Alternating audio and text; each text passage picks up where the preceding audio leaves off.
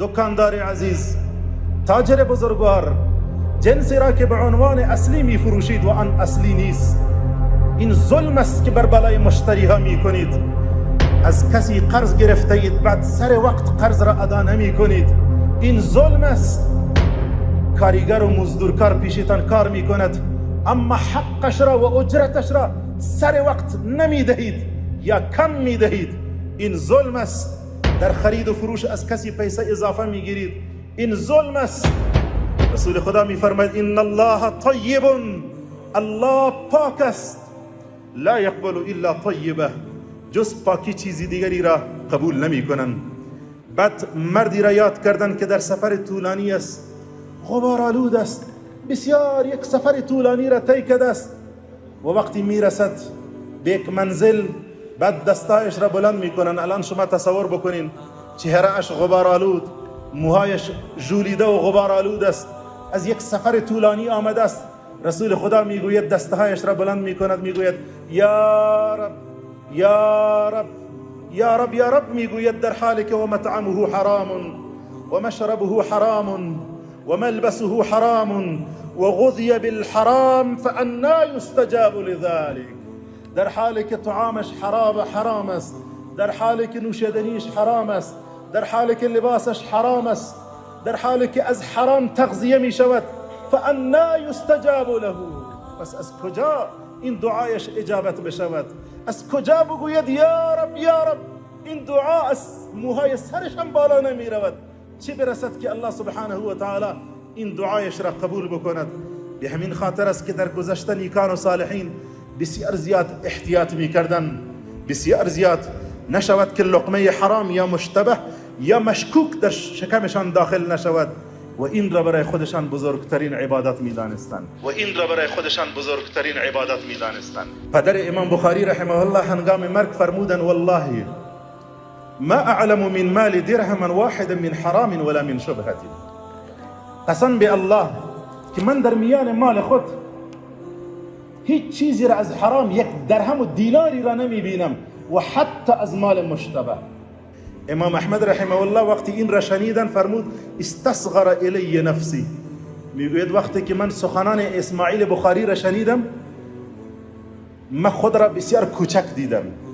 بناهن وقتی او فرزندانش را مال حلال میخوراند، وقتی که اسماعیل بخاری فرزندانش را مالی که در آن شبهه نیست، شک و شبهه در آن نیست میخوراند، لاجرم فرزندی مانند امام بخاری را الله سبحانه و تعالی به اسماعیل بخاری میدهد. روزی رسول خدا صلی الله علیه و سلم داخل بازار شدند، از پیش روی مردی گذشت که پیش روی این مرد کودی از مواد خوراکه مانده بود. رسول خدا صلی الله علیه و سلم به این کودی از مواد خوراکه نگاهی کرد و سپس دست مبارک خود را در داخل آن کرد. هنگامی که دست مبارکش را در داخل آن کرد، دید که انگشتان مبارک رسول خدا صلی الله علیه و سلم تر شدند. فرمودن ما هذا یا صاحب الطعام، این چیست؟ چرا از بالا خشک معلوم می شود و از داخل و از درون تر است؟ صحابی عرض کرد یا رسول الله اصابته السماء، آب باران به او رسیده است. در روایت دیگر آمده است که رسول خدا صلی الله علیه و سلم عذر این صحابی را پذیرفت، ولی اما این صحابی خود را راهنمایی می کند. فرمود صلی الله علیه و سلم افلا جعلته فوق الطعام کی یراه الناس، چرا آن قسمتی که تر هست آن را بالا نیاوردید تا مردم آن را ببینند؟ برحال وقتی که گندم یا جو یا آنچه که مشابه این باشد تر باشد، این عیب محسوب می شود در جنس. و بعد همان سخنی را فرمودن که بسیاری از کتابهای حدیث آن را نقل فرمودن. فرمود من غش فلیس منی، کسی که مردم را فریب می دهد او از ما نیست. در مورد یکی از نیکان و صالحین نوشته کردن که وقتی که از خانه بیرون می شدن، دخترش پیش روی دروازه ایستاد می شد میگوید یا ابتی اتق الله فيما تكتسب لنا فاننا نصبر على الم الجوع ولا نصبر على الم النار. پدر از خدا بترس، از خدا بترس. آن چیزی را که برای ما می آورید تا ما آن را بخوریم. پدر از خدا بترس. ما بر درد گشنگی را می توانیم تحمل بکنیم، اما پدر نمی توانیم که درد آتش جهنم را تحمل بکنیم.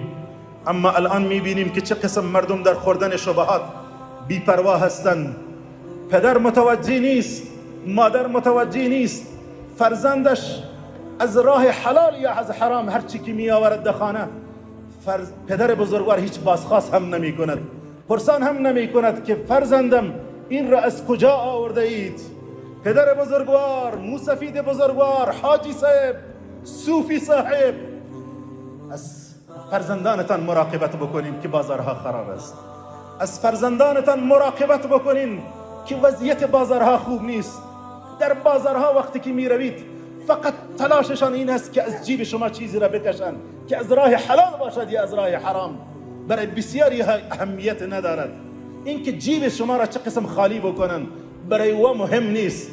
بلکه وقتی که به خانه میآید میگوید امروز اینقدر کار کردم، پدر ماشاءالله خوشحال است، مادر خوشحال است، اما کسی پرسان نمی کند این از چه طریقی به دست آوردید، چطور این مال را به دست آوردید، چطور به این فایده رسیدید. فرزندم متاسفانه الان دیده میشوند که بسیاری ها احتیاط نمی کنند در خوردن شبهات، بسیاری ها احتیاط نمی کنند در خوردن مال مشکوک، حتی بسیاری از مردن برای خوردن مال حرام دلایل می آورند. میگوید به این دلیل این مال برای من حلال است، در حالی که هیچ از علما پرسان نمی کند بزرگواران پیش رب العالمین گردن من خلاص باشد. بسیاری از معاملاتی که در بازار امروز می شود حرامند.